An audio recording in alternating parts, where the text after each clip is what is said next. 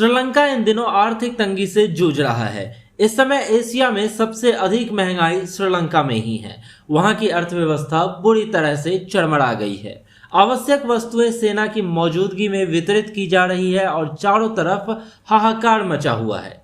आइए हम आपको बताते हैं कि आखिर दिवालिया होने के कगार पर खड़े श्रीलंका की स्थिति ऐसी क्यों हुई, कब से यहाँ ऐसे खराब हालत शुरू हुए, क्यों लगाना पड़ा यहाँ आर्थिक आपातकाल। श्रीलंका की मौजूदा तंग अर्थव्यवस्था के पीछे कोई एक कारण नहीं है, बल्कि ऐसी कई वजहें हैं जिससे यह छोटा सा द्वीपीय देश अपनी आज़ादी यानी 1948 के बाद अब तक के सबसे खराब वित्तीय संकट से जूझ रहा है। ब्लूमबर्ग के एक रिपोर्ट के मुताबिक फरवरी में एशियाई देशों में सबसे ज़्यादा महंगाई श्रीलंका में बढ़ी।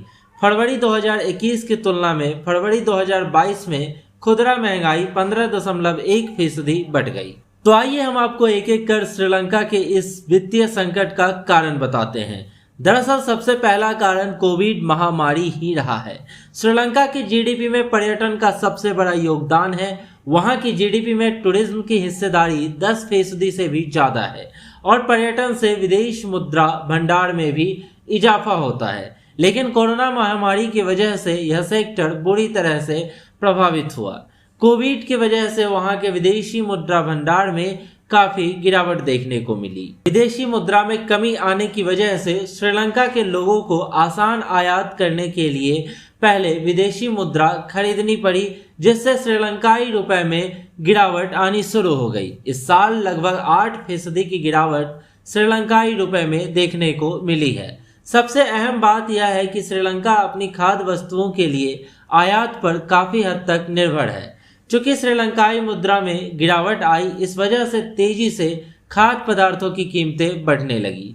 श्रीलंका चीनी, दाल, अनाज जैसी जरूरी चीजों के लिए अब आयात पर निर्भर है। इसका दूसरा वजह है विदेशी मुद्राओं में कमी होना। 2019 में श्रीलंका की विदेशी मुद्रा भंडार $7.5 बिलियन था, लेकिन महामारी के दंश से यह गिरकर पिछले जुलाई में $2.8 बिलियन पर आ गया। विदेशी मुद्रा की कमी से कनाडा जैसे कई देशों ने फिलहाल श्रीलंका में निवेश बंद कर दिया है। श्रीलंका के केंद्रीय बैंक की ओर से फरवरी में जारी आंकड़ों के मुताबिक देश का विदेशी मुद्रा भंडार जनवरी 2022 में 24.8% से घटकर $2.36 अरब भी रह गया है। बात अगर तीसरे कारण की करें तो गिरती मुद्रा और कम होते विदेशी भंडार के बीच श्रीलंका सरकार ने एक बड़ा कदम उठाया, जिससे खाद्य संकट की स्थिति और ज्यादा खराब हो गई। राष्ट्रपति गोटबाया राजपक्षे ने पिछले साल घोषणा की थी कि श्रीलंका 100% जैविक खेती वाला दुनिया का सबसे पहला देश होगा। यानी सरकार ने खेती में रासायनिक उर्वरक के उपयोग पर प्रतिबंध लगाने का फैसला सुना दिया था, जिससे कृषि उत्पादक में कमी आई और खाद्य संकट में बढ़ोतरी हुई। बात अगर चौथे कारण की करें तो 2019 में नवनिर्वाचित राजपक्षे सरकार ने लोगों की खर्च करने की क्षमता को बढ़ाने के लिए टैक्स को कम कर दिया था, जिससे सरकार के राजस्व को भारी नुकसान झेलना पड़ा। सेंट्रल बैंक ऑफ श्रीलंका के सितंबर 2020 तक सीनियर डिप्टी गवर्नर रहे पी नंदलाल वीरसिंघे ने समाचार एजेंसी राइटर को कहा था कि चुनाव के बाद टैक्सों में कटौती आश्चर्यजनक रूप से हुई है।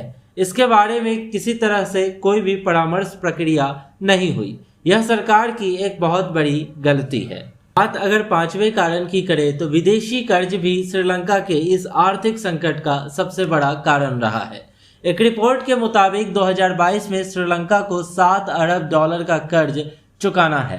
अकेले चीन का ही श्रीलंका पर $5 अरब का कर्ज है। भारत और जापान का भी इस पर काफी कर्ज है। श्रीलंका को आयात के लिए महंगा डॉलर खरीदना पड़ रहा है, इससे वे और अधिक कर्ज में डूब रहा है। रिपोर्ट के मुताबिक चीन ने श्रीलंका को अब फिर $2.5 अरब कर्ज देने की तैयारी कर रहा है। इसके आगे भी कई कारणों में पिछले साल 30 अगस्त को श्रीलंका के राष्ट्रपति गोटाबाया राजपक्षे ने जरूरी सामानों की आपूर्ति पर सख्त नियंत्रण लगाने की घोषणा की थी। तब सरकार ने कहा था कि व्यापारियों को खाद्य पदार्थों की जमाखोरी को रोकने और महंगाई को नियंत्रण करने के लिए ऐसा करना जरूरी है। जब श्रीलंका की सरकार ने आर्थिक आपातकाल की घोषणा की थी तब सरकार की नीति की आलोचना करते हुए सांसदों ने कहा था कि जमाखोरी और बढ़ती कीमतों पर लगाम लगाने वाले कानून देश में पहले से ही हैं।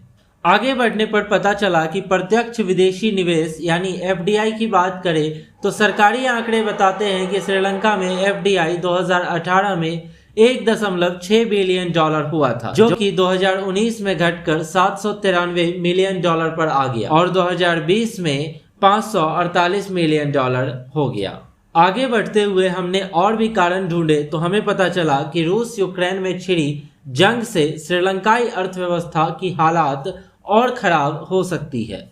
रूस श्रीलंका की चाय का सबसे बड़ा आयातक है। रूस और यूक्रेन से बड़ी तादाद में श्रीलंका में पर्यटन भी आते हैं। रूबल की गिरती कीमत और जंग और रूस यूक्रेन की ओर से चाय की घटती खरीद की वजह से इसकी अर्थव्यवस्था को और भी नुकसान हो सकता है। बात अगर और भी कारण की करें तो बढ़ती महंगाई भी इसका सबसे बड़ा कारण रहा है। ब्लूमबर्ग की एक रिपोर्ट के मुताबिक फरवरी में एशियाई देशों में सबसे ज्यादा महंगाई श्रीलंका में बढ़ी। वहां फरवरी 2021 की तुलना में फरवरी 2022 में खुदरा महंगाई 15.1% तक बढ़ गई। इस तरह से सरकार द्वारा लिए गए अलग अलग गलत पक्षों का शिकार आज श्रीलंका का अर्थव्यवस्था रहा है। श्रीलंकाई अर्थव्यवस्था के लगातार गिरने से देश में आर्थिक संकट का घमासान छाया हुआ है। अब देखने वाली बात यह होगी कि आखिर श्रीलंका इन सब चीजों से कैसे उबरता है। क्या पड़ोसी देश और मित्र देश उसकी कितनी मदद करते हैं।